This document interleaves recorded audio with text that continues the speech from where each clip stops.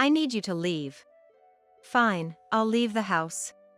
Polly, my stepdaughter, without looking at me, her eyes fixed on her mobile phone as she speaks. Make sure you clean up your room. Rachel, the woman my husband had an affair with, gives me a triumphant glance. You need to leave by tomorrow. And make sure to take all your belongings with you. First thing I did was to call the junk removal service, arranging for their arrival the next morning. You said everything, right? I'll make sure it's all taken care of. I whispered, smirking to myself. My name is Olivia. I'm a graphic designer who once worked at a major advertising agency but now run my own studio, accepting freelance work. My husband Vince is 5 years my junior, a businessman working in new product development for a large candy manufacturer. Although we had gone out a few times for meals through work while I was at the agency, I never felt a clear romantic interest, partly because Vince was younger. However, how Vince asked me out moved me, and we began dating when I was 31. Vince and I found joy in our shared hobbies and laughed at the same things, making our relationship fulfilling. Our mutual love for walks helped bring our hearts even closer. Our healthy relationship lasted for 2 years, and then Vince proposed to me. I was truly shocked at the time. I was 33 and unsure if I was really the right choice for him. After he proposed, I found out Vince had a child. I was shocked. Why hadn't he told me sooner? It wasn't something that could be hidden forever, and I started to wonder if Vince was dishonest. These thoughts crossed my mind. Vince tearfully explained he thought I wouldn't accept the marriage if I knew about the child. I love you so much, I just have to marry you. I cried too, but honestly, I felt Vince was being unfair. Because I loved Vince, I struggled with the decision but ultimately accepted the marriage proposal. Vince's parents, Wally and Shannon, didn't care about my age at all, they were just happy about the marriage based on my character. After getting married, we decided to live together at my home office. I didn't want to change the office address, and it was spacious enough. Above all, it was my favorite place. Vince was kind to me, and our marriage was happy except for one thing. That was how cold Vince's stepdaughter, Polly, was towards me. She hardly warmed up to me at all. Vince didn't worry about it. Eventually, we'll get along. If we have a brother or sister for her, things might change. But there were no signs of pregnancy for me. 7 years into our marriage, when I turned 40, I stopped preconception care. By then, Vince and I had given up on having children. Don't worry about it. Vince would say so, but he seemed to regret it quite a bit. He loved kids and he would often say so over drinks. I had imagined having 1 girl and 2 boys. I'd love a boy next to play catch with. Polly seemed to dislike discussions about children, and whenever Vince would start talking about having another child, she'd retreat to her room. Even without this, Polly and I hardly ever spoke. And this only made our relationship colder.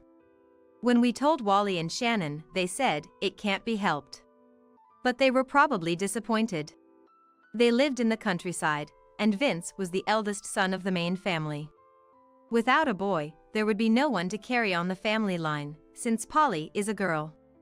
After stopping preconception care, Vince's behavior towards me gradually became more distant. He would often respond to my questions with non-committal answers and spent more time on his mobile phone. Even when I gently pointed it out, he'd dismiss it, saying he was busy with work. Vince's company was a good one, with almost no overtime or work on weekends. We used to have dinner together and often went out on weekends. But recently, Vince started working late more often, saying he had to do overtime. He even began working on weekends, something that was rare before. Recently, he went on a business trip for the first time since we got married. Even though we didn't have children, I wanted to remain close to Vince, almost like lovers, forever. But somehow, Vince seemed to be distancing himself from me.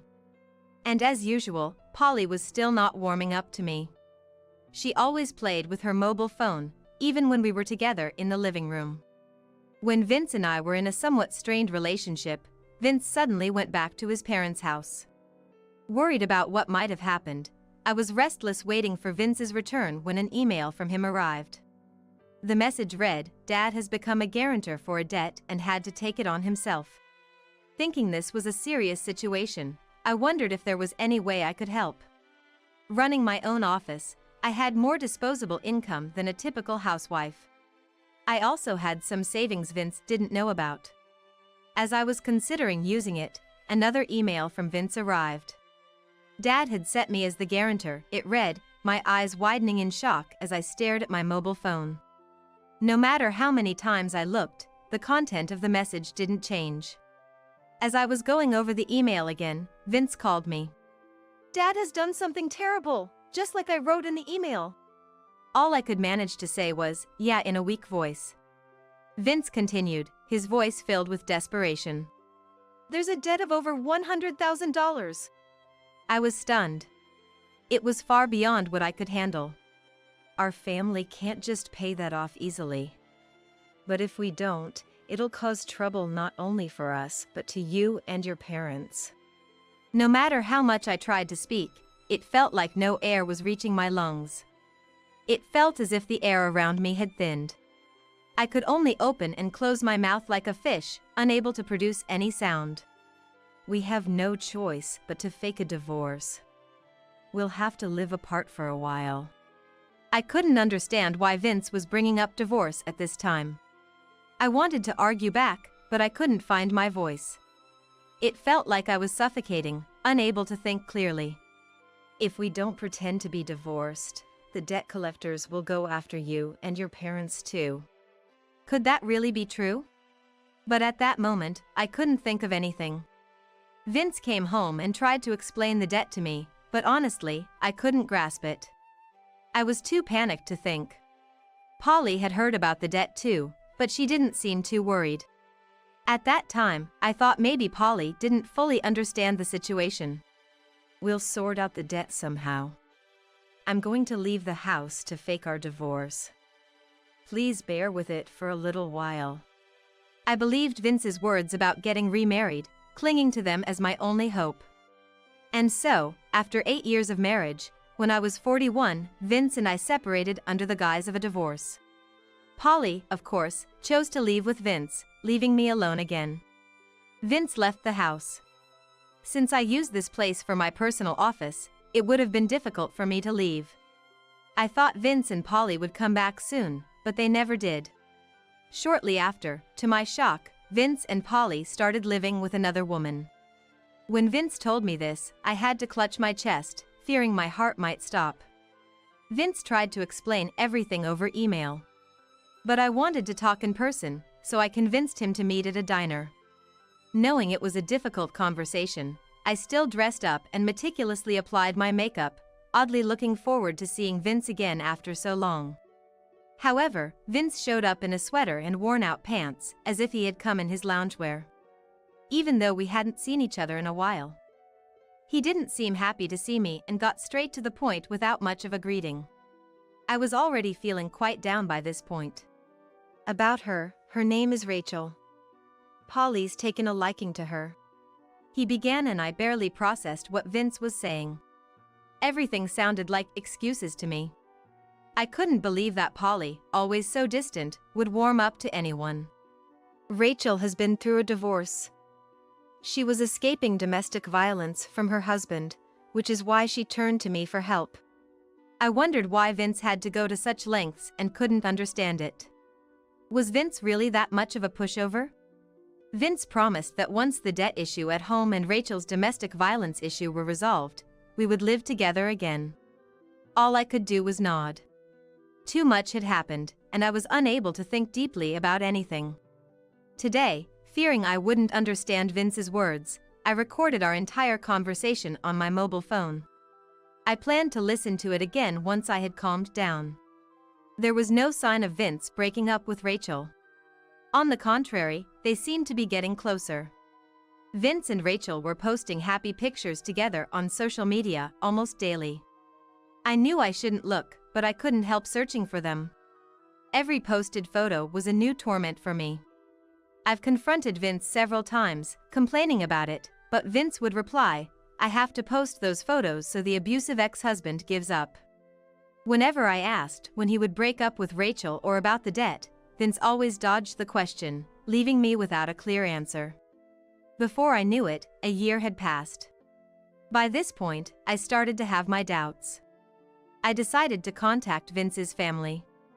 Despite Vince's warning that contacting them could lead the debt collectors to me, ruining all our efforts, I couldn't just stand by. "Hello, Wally. It's been a while." Wally answered cheerfully. "It's been a while, indeed. Are you over your illness?" Illness? What was he talking about? Neither Vince nor I had been sick. Wally continued. "I heard you were hospitalized with an infectious disease. Vince told us even calling you would be too strenuous." I managed to deflect and kept the conversation going. "Oh, I see. I've gotten much better, thank you." I began to understand what Vince was plotting. The debt issue with his family was probably a lie. This also explained why Polly wasn't surprised when she heard about the debt. Vince must have told her everything, keeping me and his family apart with lies. "I just got a new car. Maybe I can drive over to visit." Exactly as I thought, someone struggling with debt wouldn't be able to afford a new car. "Really? Please do come visit. We're looking forward to it," I replied, managing to end the call without revealing my shock. I was so stunned by the revelation that I collapsed onto the floor. I was unable to focus on work for a while after uncovering this truth. Everything Vince had told me was a lie. He must have started his affair with Rachel around the time we gave up on having children.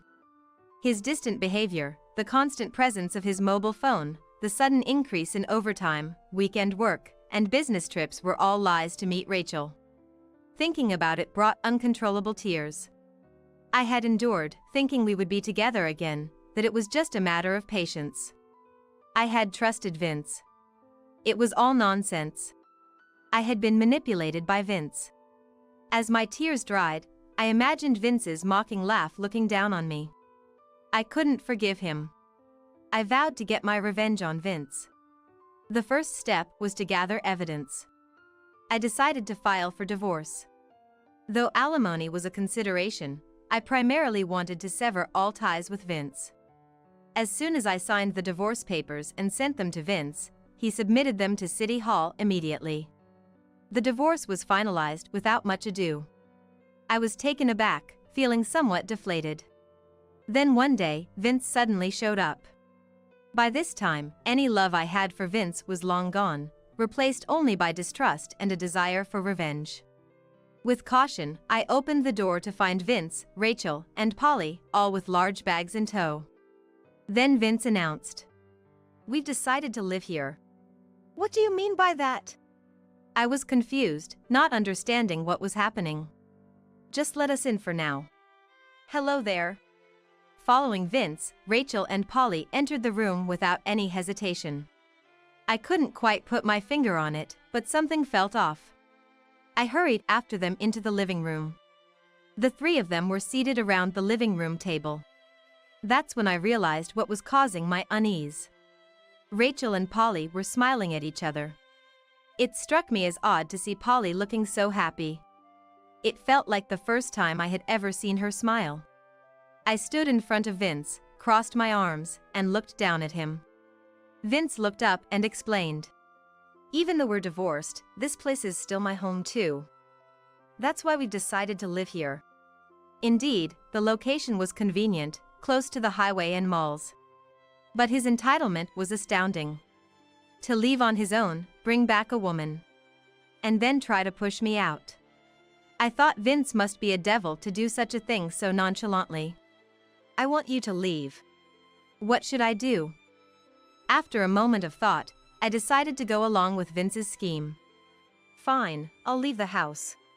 Only Rachel's mouth moved. She smirked. Standing up, Rachel headed towards the kitchen, muttering something as she opened the refrigerator. "The freezer's on the opposite side in this fridge. I got it wrong," she noted, taking out a bottle of mineral water and starting to drink it without asking. Polly, without looking at me and focused on her mobile phone. Make sure you clean up your room. Rachel gave me a triumphant look. Be out by tomorrow. I responded with a smile. Sure. Rachel, without giving me another look, piled on. And make sure to take all your stuff with you. Got it. I replied cheerfully, to which Rachel shot me a look of contempt. Once the conversation was over, Vince and his company stood up to leave. We don't want to get in the way of your packing, so we'll head out. Good luck with the cleanup. Rachel and Vince said smugly as they left the house. I laid out the report from the detective agency on the table. It included photos of Rachel working at a night bar and Vince drinking happily with her. I decided to use this evidence effectively and put it back into the envelope. I began to clean up the house. First, I called a junk removal service and arranged for them to come the next morning. Everything, you said. I'll make sure everything is taken care of. I muttered with a smirk. I took another look around the room. The TV, washing machine, air conditioner, refrigerator, and microwave were all purchased after getting married, but they were being used for my office. It wouldn't be a problem for me to dispose of them. Wondering what to do with the contents of the fridge, I opened the door to check the food inside. Then, I noticed an unfamiliar food container in the back of the freezer. Curious, I opened it to find an envelope inside a cooling bag. And from it, a bundle of cash emerged. The envelope was printed with a law firm's name and addressed to Rachel. Rachel's act of taking out mineral water from the fridge must have been a camouflage. Her real goal was to hide the food container in the freezer. Was this money from the alimony Rachel received when she divorced? An idea struck me.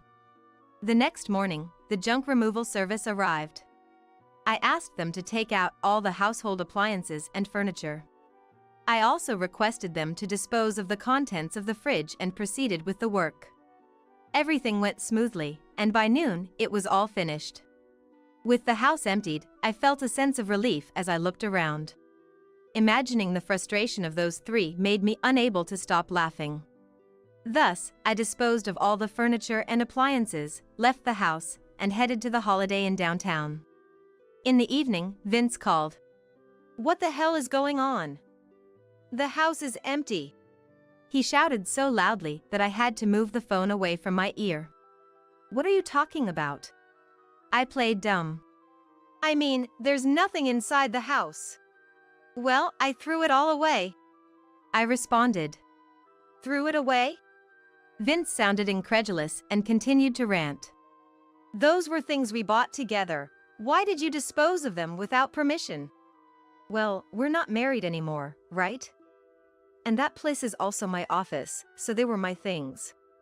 I retorted, and to that, Vince fell silent. Then Rachel's voice cut in. Where did you dispose of it? Tell me the location. She sounded desperate, almost hysterical. No wonder, considering the money she had carefully hidden was thrown away. As soon as I mentioned the name of the junk removal service, the call was cut off. You better hurry, everything will be gone. I muttered spitefully. While enjoying a solo dinner at a nearby restaurant, my phone rang on my way back to the hotel. It was an unknown number, but I answered anyway. To my surprise, it was the police. Apparently, there was a small fire at the junk removal service, and Vince, Rachel, and Polly were there. Moreover, Rachel was identified as the cause of the fire. Not knowing what was going on, I headed to the junk removal service. Upon arrival, the scene was chaotic. Spectators surrounded the area, and police cars, fire trucks, and ambulances were parked around. I gave my name to the police at the cordon and was allowed inside. Once inside the office, I saw Vince and the others looking diminished, surrounded by police. According to the police, upon entering the office, they started shouting, "Give back the money," and demanded to check the fridge. When an employee reluctantly opened the fridge to show it was empty, Rachel grabbed the employee by the shirt, demanding, "What did you do with the contents?" Unable to bear it, the employee pointed to the outside garbage area, where Rachel ran off to rummage through the trash. After tearing open garbage bags and not finding what she was looking for, Rachel lit a cigarette, smoked it, and carelessly threw the still-lit cigarette into the garbage area. That cigarette caused the garbage to catch fire, leading to the incident. Fortunately, the fire was quickly extinguished without any injuries, but the office's exterior wall was scorched. The police were about to conclude that there was no food container and that Rachel had just come to make false claims. That's when I informed the police that there indeed was a food container in the fridge. The food container was in the freezer, and I had taken it out myself. Rachel must have been looking for it without knowing. I had hoped Vince and Rachel would get dirty rummaging through the trash of the junk removal place. I apologized to the police honestly. The police said I wasn't to blame. They stated that since these three had caused a commotion and set the fire, the responsibility was theirs, and took Vince, Rachel, and Polly away. The specific charges weren't explained, but I was told to inquire at the police station for details. The next day, the police called me in. It turned out Vince, Rachel, and Polly had no fixed address. They had rolled into my place and stayed for a week. Without changing their address. Without an address, they couldn't be released from detention. I was fine with that. But agreeing to be their surety was necessary to proceed with my plans. Regarding the charges, the severity between negligence and arson was significant, so I was advised to settle with the victim first. That evening, after being released, I picked up the three, including Polly, from the child protection facility. All three looked haggard, their complexions pale and exhausted. The next day, we went to the junk removal service to apologize. The service said they were willing to settle if Vince and Rachel compensated for the damaged items. Just when I thought it was settled, Rachel hesitated to pay. I didn't do anything wrong, and I don't have the money to compensate. At this point, what was Rachel even saying? Then she continued. You should pay. Why should I have to pay? I retorted sharply to Rachel. Then, we'll use the money from the food container. Wait, what? I explained with a smile that was almost too pleasant. What's better for you? Using this money or going to jail for arson? Rachel bowed her head, rendered speechless. The owner of the junk removal service, though dismayed, agreed. If you compensate properly, that's fine by me. Eventually, I handed the food container to Rachel, and the money inside was used to cover the expenses. Though it wasn't enough, Vince covered the remainder, and the matter was resolved smoothly. Vince and Rachel seemed relieved, thinking everything was settled. On the way back, they even managed to smile. But this wasn't the end. My punishment for them was just beginning. It's not over yet. There's more to discuss, so follow me. Remember, you can't refuse. Vince and Rachel meekly responded, yes. I headed towards the empty house, with the three of them following me. Anxiety was etched on their faces. Once inside, we moved towards the living room. In the empty living room, Vince and Rachel stood awkwardly. Polly, perhaps feeling anxious, clutched the hem of Rachel's skirt. It's about the divorce settlement. I'm not involved, right? Because we're already divorced. Vince retorted defiantly. I sighed in exasperation. What are you talking about? You can claim alimony for up to 3 years after the divorce. I threw the detective agency's report, credit card statements, and other documents on the table. Here's the evidence of the affair. Pretending to go on business trips, you went to Los Angeles with Rachel and others, spending holidays in Rachel's apartment.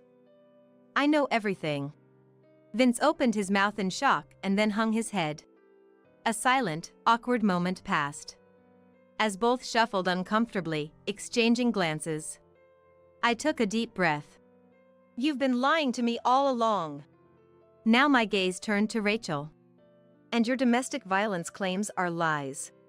Rachel began frantically scratching her head, muttering. I don't know. I pulled out my mobile phone, showed Rachel the screen. And she screamed. No! On the mobile phone screen, a man is connected via video call. That's your ex-husband, right? I told him all about the lies. All of Rachel's claims of domestic violence were lies. The truth was that Rachel grew tired of her ex-husband and cheated. Her ex-husband said he divorced her without fully understanding the reasons. Rachel, facing the screen, starts apologizing. "I'm sorry. I'm truly sorry," she sobbed, her face a mess of tears. Rachel met Vince while working at a night bar. Vince was drowning his sorrows there, and they hit it off and started dating. "Both of you need to pay alimony." Rachel's ex-husband demanded his alimony back before ending the call. Rachel turned her anger towards Vince. "Your plan failed. We couldn't take the house. Instead of getting alimony, we're the ones paying. My money is gone, and now we're paying for more troubles. You've brought so much misfortune," Vince retorted, frothing at the mouth. "It's all because you hid the alimony in the fridge to avoid taxes." I watched them argue with amusement. "Well, that's how it is. A lawyer will contact you." Then phone rang, and to which I answered. "Are you arriving soon? It's an empty house, but make yourself comfortable. Vince is looking forward to it." Vince looked up at me, tear-streaked and snotty, with a look of apprehension. The doorbell rang. "It's open, come on in. I'll be leaving through the back, but make sure you explain those initial lies properly." I told them and left the house through the back. Vince and Rachel exchanged looks, trembling. Imagining what would happen next, I couldn't stop laughing. As I emerged from the backyard to the front, a new car was parked in the driveway. From inside the house, Wally's loud voice could be heard shouting, "Don't play with me!" I had invited Wally and Shannon over, saying, "I want to see the new car." Vince and Rachel got a severe scolding, and Vince was disowned. Vince, having been involved with the causing of fire, was fired from his job.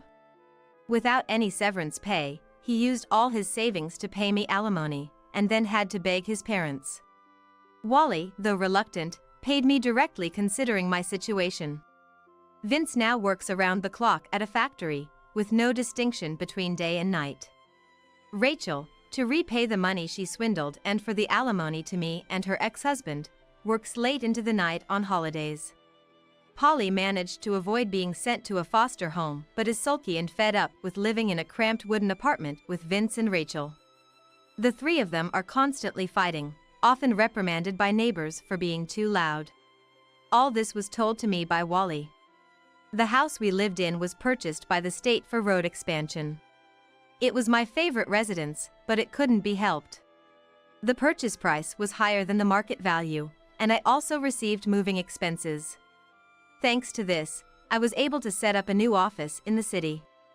As for my graphic design work, I had previously declined packaging designs for rival companies out of consideration for Vince, but now I accept a wide range of projects. Perhaps because I have been honest in my work, orders are steady, and sales are increasing. I've expanded the scale of my business by hiring more staff. Having experienced a life deceived by others, living honestly without lying seems to be leading me to success. Lying leads to nothing good. This has become the motto of my life.